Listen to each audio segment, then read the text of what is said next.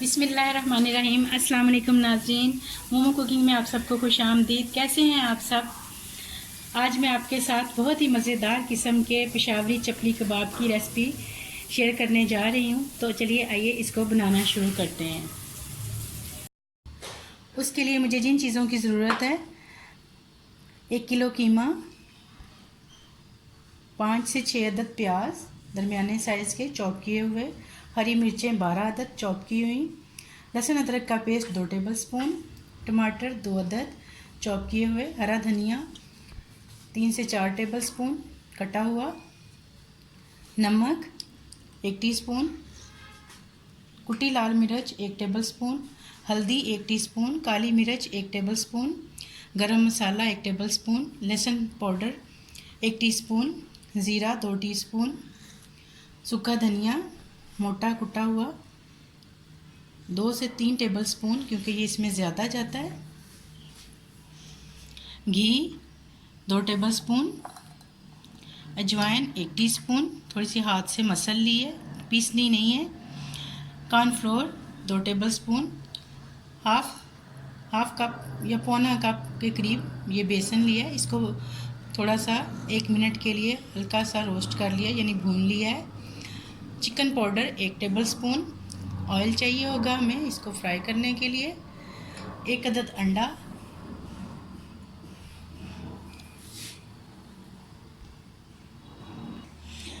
अनारदाना अच्छी तरह से इसको साफ़ किया है, धो के इसकी सारी मिट्टी वगैरह निकाल दी है। तो इस तरह से ये 2 टेबलस्पून पानी बर्फ़ डाल के हमने इसको रख लेना है, ये लाजमी चाहिए। और कुछ इस तरह से गोल कटे हुए टमाटर भी आपने रखने हैं, इसके ऊपर बाद में लगाएंगे जब बनाएंगे। अब जो आपने सबसे पहला काम करना है वो ये कि ऐसे इस तरह मैंने एक प्लेट के अंदर ये रुमाल रख लिया है, इसमें आपने ये सारी प्याज डाल देनी है। ये इसकी मेन चीज़ है जो इस रेसिपी की। अक्सर कहते हैं ना कि ये खुल जाते हैं, जब भी कबाब बनाते हैं तो खुल जाते हैं।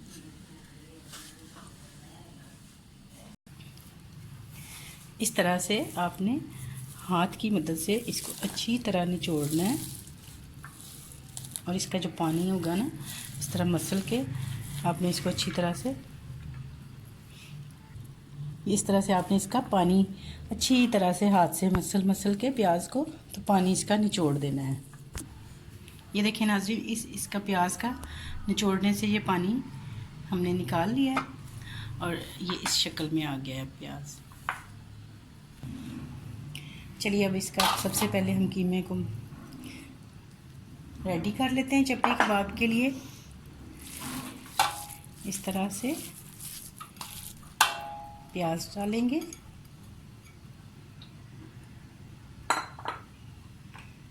टमाटर,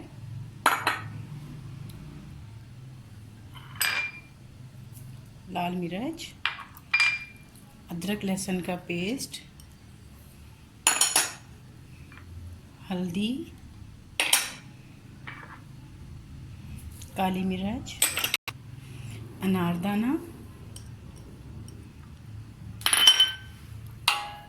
ज़ीरा, गरम मसाला,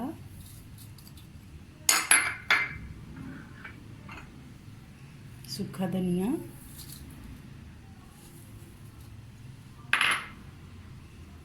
नमक,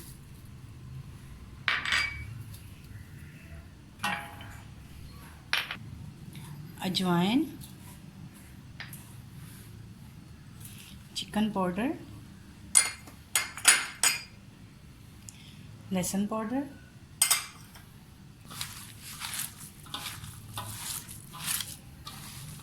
आपने इसको इस तरह से, हरी मिर्चें आपने पहले शामिल नहीं करनी, क्योंकि फिर हाथों पे जलन होने लग जाती है, और ये हाथों की ही मदद से ही अच्छे बनते हैं। हमने इसको काफ़ी मसल लिया है, अभी मज़ीद और भी इसको हम इस तरह से मसलेंगे कि इतने के इसके टमाटर जो हैं वो बिल्कुल ऐसे हाथों की मदद से ही इस तरह से पिस जाएंगे। इतना इसको मसलना है। अब हम इसमें ये जो 2 टेबलस्पून घी लिया था ये डाल देंगे।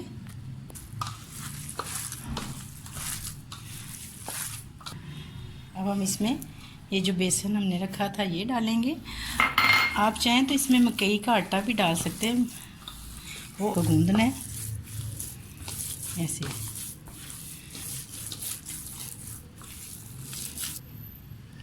एक आधा डंडा डाल देंगे इसमें।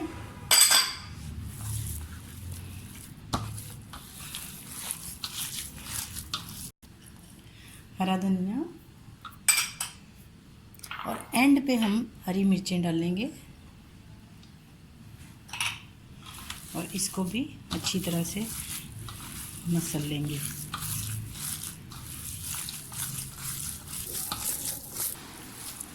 ये देखिए नाज़रीन, ये सारा हमने इसको बहुत अच्छी तरीके से गूंद लिया है।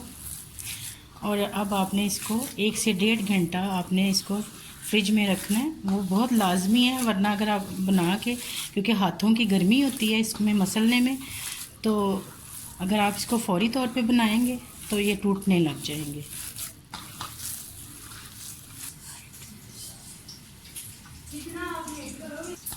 ये देखिए नाज़रीन, 1 से 1.5 घंटा हो गया है। अब हम इसको एक दफ़ा से फिर से मसल लेंगे। अच्छा, एक आपको मैंने टिप बतानी थी। अगर आपने इनको फ्रीज़ करना हो इस तरह कीमे को, तो आपने कभी भी उसमें टमाटर शामिल करके नहीं रखने। और जब आपने इसको फ्रीज़र से निकालना है तब आपने इसके अंदर आटा वगैरह जो है या बेसन वो तब शामिल करना है। आप इसका बाकी मसाला बना के रख सकते हैं। फ्रिज से निकालें और उसके बाद उसमें बेसन और टमाटर डाल के अच्छी तरह से ऐसे फिर से मसल लें। ये कीमा बिल्कुल रेडी। अगर आप इसको फील कर सकते हैं तो ये बहुत ठंडा है। अब हम इसके ये कबाब बनाना शुरू करते हैं। बनाना है और उसको यूँ करके आपने ऐसे तवे की साइड पे रखना है। ऐसे करके आपने इसको बना लेना है। तो आपने इस तरह से इसको बना के तो यूँ हल्के हाथ से आपने इसको ऑयल में डाल देना। देखें, आप चाहें तो हाथ पे भी बना सकते हैं, क्योंकि ये थोड़ा सा जो नए लोग होते हैं सीखने वाले, उनके लिए थोड़ा सा मुश्किल होता है।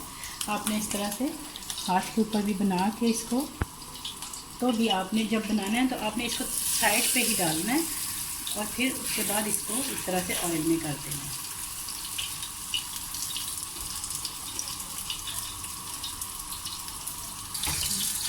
इनकी खासियत यही होती है कि ये अंदर से जूसी होते हैं और बाहर से बिल्कुल क्रंची इसका होना चाहिए। एक साइड ब्राउन हो जाए तो दूसरी साइड इसको थोड़ा सा पकाना है। फिर इसको क्रंची करने के लिए हमें इस तरह से इसको बर्तन या तवे या कढ़ाई जिसमें भी आप बनाते हैं उसकी साइड पे आपने कर देना है और उसको छोड़ देना है। और उसकी जगह पे आपने इस तरह से और डाल लेना है। मैं आपको दिखाती हूँ, ये देखें।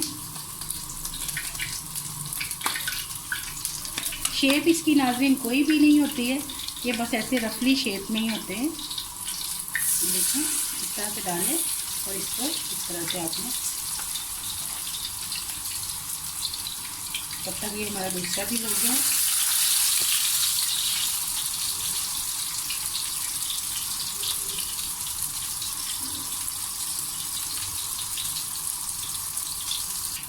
ये देखिए नाज़रीन,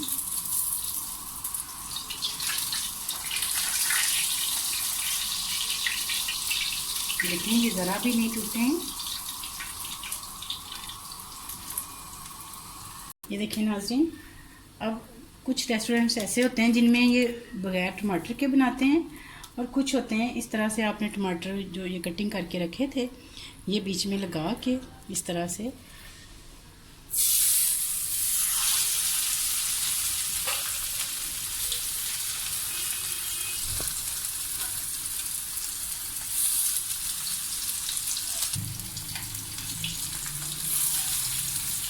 कि आपने इस तरह से बना के इसको साइड पे रखेंगे।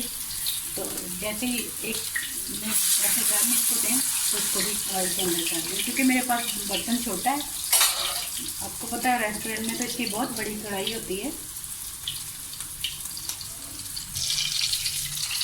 ये देखिए ना आपने इसकी कितनी खूबसूरत शक्ल बनी है।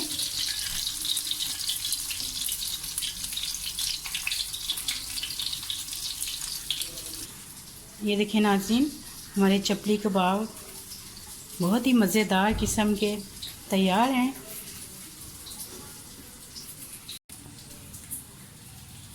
ये नाज़रीन, हमारे बहुत ही मज़ेदार से